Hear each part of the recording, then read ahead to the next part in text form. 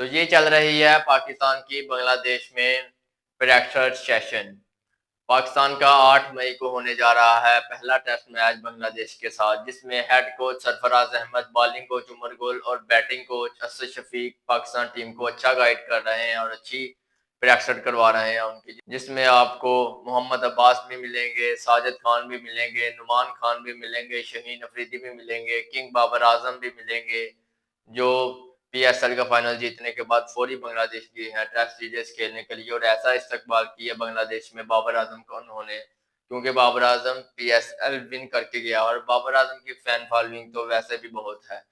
तो ये practice session चल रही है, इसमें बाबर आजम भी प्रैक्टिस कर रहा है, शान मसूद भी प्रैक्टिस कर रहा है और भी कई खिलाड़ी आपको देखने को मिलेंगे इस प्रैक्टिस सेशन में। तो 8 मई को होने जा रहा है बांग्लादेश के साथ पहला टेस्ट मैच पाकिस्तान और बांग्लादेश का, जिसकी कैप्टन शान मकसूद कर रहे हैं। शान मसूद भी आपको प्रैक्टिस में नजर आएंगे। शान मसूद कैसा गाइड करते हैं पाकिस्तान टीम को और क्या बांग्लादेश से टेस्ट सीरीज जीत कर आएंगे यहाँ के नहीं, तो क्या कहते हैं आप इस बारे में? शान मकसूद पाकिस्तान टीम की टेस्ट सीरीज में कैप्टनी कर रहे हैं पाकिस्तान की, जिसमें आपको तरह तरह के खिलाड़ी देखने को मिलेंगे और 8 मई को ये मेला शुरू होने को जा रहा है